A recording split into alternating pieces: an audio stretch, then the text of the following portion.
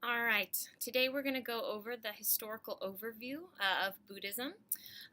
And we now have a tradition that starts with a single founder. Remember, Hinduism was so ancient that we really can only look at kind of the general historical factors that were taking place in a certain time, and we can't really pinpoint the beginning of Hinduism because it just started such a long time ago. Well, with Buddhism, we're moving forward a bit in time. And we do know much more precisely when it started because it started with a single individual. So there was a man named Siddhartha Gautama who lived, I have his dates here, 563 to 483 BCE. Those are dates that there definitely is some debate about. Some people date it, a couple years earlier, a couple years later for both his birth and his death. But we're going to use those as our dates and just know that it's about that time, right? So it's about the 6th century BCE. And we do know with some historical certainty that there really was a man named Siddhartha Gautama who ends up starting the tradition known as Buddhism. So Siddhartha Gautama lived in northern India / southern Nepal, right around the border of India and Nepal, and he was a prince. He was born in a Hindu family. He was born into a Kshatriya caste, into a Kshatriya family, and he was the prince of a small kingdom in northern India / southern Nepal. We don't know that much historically about the sort of contours of his life. We're going to talk much more about the stories that Buddhism tells about his life because they are very important for Buddhism.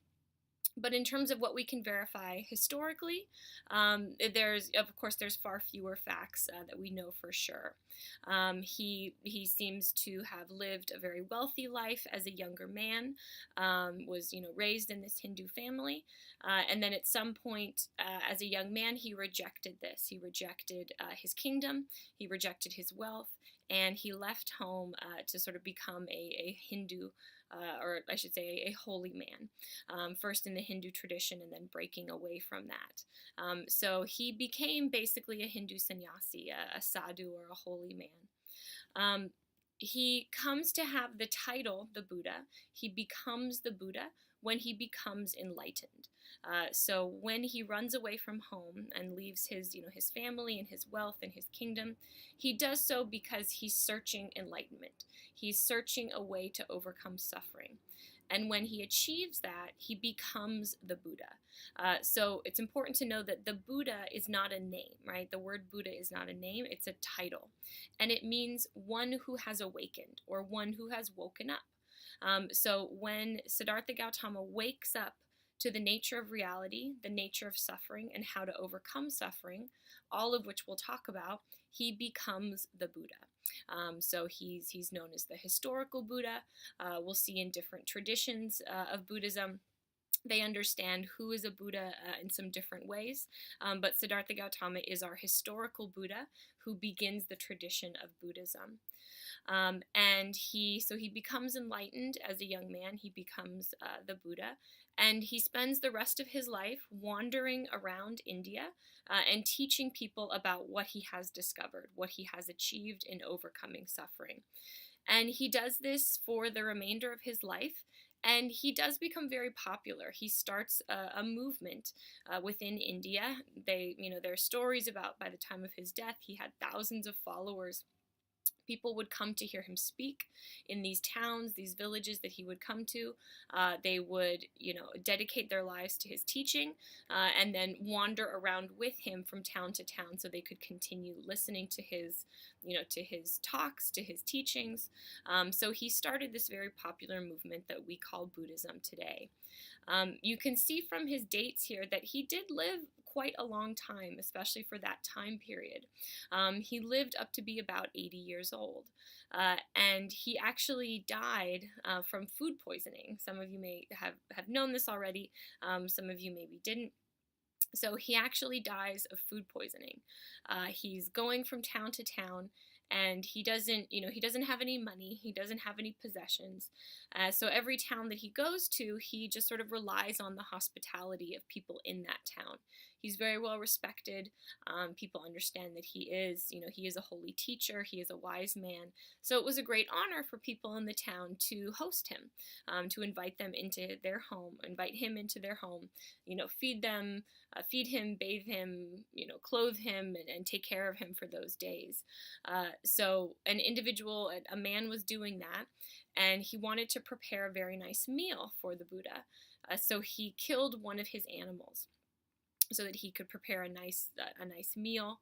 And even though the Buddha did follow a vegetarian lifestyle, he accepted that meat. And we'll see it. This is very fitting.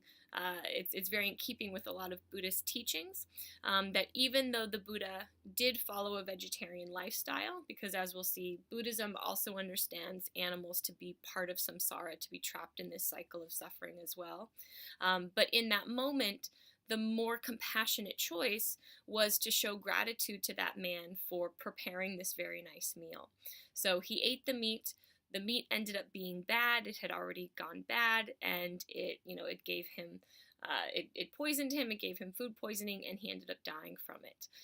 In the tradition of Buddhism, this is not thought of as a sad story. This is not a tragic ending to the life of the Buddha, because according to Buddhist mythology, the Buddha knew this was going to happen. He knew that the meat was bad, but he also had decided that he had done all the good he could do in this world. He had taught as many people as he could, and it was time for him now to pass into nirvana, which we'll talk about more. So it's not seen as a sad, tragic thing.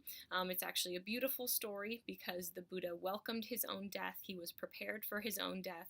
He wanted to show compassion to the man by not refusing the food that had been prepared for him. And he was sick for a little while before he actually died, so he was able to give teachings from his deathbed. So that quote we talked about in the introduction to Buddhism, to be a lamp unto yourself or be lamps unto yourselves, that's from one of his deathbed teachings. So he was able to kind of take that time to give these last important teachings to his followers. So this is the man who starts Buddhism. We're going to talk a lot more about his life and the stories that are told in Buddhism, about him as a young man and how he comes to his enlightenment and stuff like that. But these are just sort of the basic outlines of his life and who he was. So the next bit of information I have here, it says splintering, and this refers to the fact that after the death of the Buddha, the tradition of Buddhism did splinter in the fact that it was divided up into different denominations. So it didn't just stay one unified tradition. This is because, as happens with nearly all religious traditions that start with a single individual, a single founder, after that person's death, there are disagreements among his or her followers as how to sort of stay true to the teachings of that individual. And because that individual is not there are always going to be different interpretations, different understandings, and oftentimes it leads to, the tradition breaking up into different denominations. So in Buddhism, there are three main denominations: Theravada Buddhism, Mahayana Buddhism, and Vajrayana Buddhism. And the first split happens within a couple hundred years of the Buddha's death, and that's the split between Theravada and Mahayana Buddhism. So we're going to talk a little bit about each of these traditions. So Theravada means the way of the elders. The word Theravada means the way of the elders. And you can sort of tell by this term that this form of Buddhism sees itself as more traditional and more conservative. And in a way, it is more traditional to what Siddhartha Gautama taught. It is much more in keeping with the actual sermons and teachings that Siddhartha Gautama gave. And we have records of his teachings, of his words in the Buddhist scriptures, which we'll talk about in this unit. And Theravada Buddhism today is mostly practiced in Southeast Asia. So if you were to go to like Thailand, Laos, Burma, Sri Lanka, any of those places down in Southeast Asia, you would be encountering Theravadan Buddhism. So now, really, the differences in Buddhism, a lot of it has to do with geography, because different forms of Buddhism have become the dominant form in different areas of the world. So Theravada Buddhism is still widely practiced in Southeast Asia. Mahayana Buddhism, the word Mahayana means the greater vehicle. The greater vehicle, meaning sort of the larger vehicle. And the name of it has to do with the fact that, as we'll see, Theravadan Buddhism strongly proclaims that to overcome suffering, you have to do a lot of hard work yourself. There is no external source of help for you. There is no God to help you. There is no savior figure to help you. There are no spirits or deities or magical powers in the universe. Overcoming suffering is difficult, and you have to do that difficult work yourself. So Theravadan Buddhism is very much, you could say, sort of a self-help religious tradition. Mahayana Buddhism does not stay as close to those strict teachings. Mahayana Buddhism understands itself as the greater vehicle, in the sense that Buddhism is a vehicle to get from where we are, which is suffering, to nirvana, the ending of suffering, the permanent ending of suffering. Whereas Theravadan Buddhism emphasizes that there's really only one way to get there, that Buddhism teaches that you get there yourself. You get there through your own hard work. Mahayana Buddhism says that the vehicle is greater than that. The vehicle is larger than that. There is room for more than one way to get to nirvana. So Mahayana Buddhism incorporates other understandings of the path to nirvana. And if that's confusing, hopefully it'll make more sense as we learn more about how Buddhism is a path to nirvana. But Mahayana Buddhism starts to change what Siddhartha Gautama taught about Buddhism. Mahayana Buddhism does not see itself, of course, as heretical or wrong, because it does in some key ways stray from what Siddhartha Gautama taught. Mahayana Buddhists understand their tradition to take compassion to its logical end. That if compassion for others is your true goal in life, then you're going to end up where Mahayana Buddhism ends up. So Mahayana Buddhism has some key differences to Theravadan Buddhism, which we'll go over. So there are some key changes to what Siddhartha Gautama originally taught, but Mahayana Buddhism still understands itself to be a true form of Buddhism, because it says simply putting the emphasis on love and compassion means that sometimes you have to change things. Sometimes new teachings are more true to that compassion and love. And we'll talk much more in depth about that. And Mahayana Buddhism is the form of Buddhism that is most widely practiced in Northeast Asia. So Mahayana Buddhism you would encounter in China, in Korea, in Taiwan, in Japan, in places like that in Asia, as well as definitely in North America and the United States. So there are many more Mahayana Buddhist temples in California, in North America in general, because those are the communities that we have larger immigrant populations of, right? We have many more immigrants and immigrant families from China and Japan and Korea in the United States than we do from, Thailand and Laos and Cambodia and places like that. So if you were to go visit a Buddhist temple in Orange County, for example, you would be much more likely to find a Mahayana Buddhist temple than a Theravadan Buddhist temple, although there definitely are Theravadan Buddhist temples in Southern California. So those are the two major branches of Buddhism, Theravada and Mahayana, and we're going to kind of keep talking about both of them. We will start by learning about Theravadan Buddhism, and we'll sort of focus more on that because it's sort of the original teachings of the Buddha. But in places where Mahayana Buddhism differs from those teachings, we will also talk about that. Then the third major denomination of Buddhism is called Vajrayana. And Vajrayana means the diamond vehicle. And Vajrayana Buddhism, you've probably heard of before, although maybe not called this name. Vajrayana Buddhism is also known as Tibetan Buddhism. So it's the form of Buddhism that's practiced in Tibet, and wherever Tibetan immigrants have moved to. There's a lot of Tibetan immigrants in India and the United States and in other places around the world.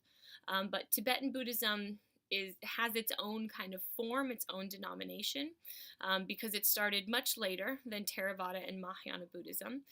Buddhism was not introduced to Tibet until several hundred years later, and it's sort of a combination of Buddhism and traditional Tibetan religion, the beliefs in sort of these spirit beings that was already commonplace in Tibet before Buddhism came in. So it has its own kind of unique flavor to it, and it has some differences from the other major denominations.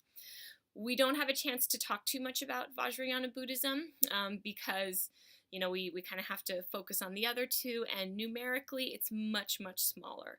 There are not nearly as many Vajrayana Buddhists in the world as there are Theravada or Mahayana, because it's really just sort of focused on this one very small country of Tibet. So we're going to talk much more about all of that as we go through, but those are the three major denominations as they split into different forms of Buddhism. And then the last bit of information that I have here is just that today there's about 200 to 500 million Buddhists worldwide. And you may notice right away that that's a pretty big range, to say there's anywhere between 200 and 500 million. But this sort of has to do with one of the issues that we'll continue to talk about with Buddhism, which is that some people say that Buddhism is a religion and some people say that it is not. And that is, both Buddhists and non-Buddhists have this debate going on, this discussion of whether or not to call Buddhism a religion or not. So this large gap, or this large variance in terms of how many Buddhists there are in the world, has to do with sort of the issue of identity in Buddhism, because there are a lot of people who practice Buddhist practices, believe in Buddhist tenets of how to understand life in the world, but wouldn't necessarily call themselves Buddhist, would feel maybe a hesitation to identify themselves as Buddhist, because again, some people say it's a religion, this is my religion, I am Buddhist, but some people say it's not, it's more of a philosophy, it's more of a way of life, and so they find that Buddhist beliefs and practices really can fit into any other type of worldview, that you can be Buddhist and be an atheist, you can be a Buddhist Christian, that you can sort of lay this understanding of the world on top of other religious beliefs, and that's actually going to be your discussion question for this week. So that's something to think about as we go through what Buddhism is and why some people would think it's a religion and why some people would disagree with that. Okay, so that's all for historical overview, and next we're going to move into our myths.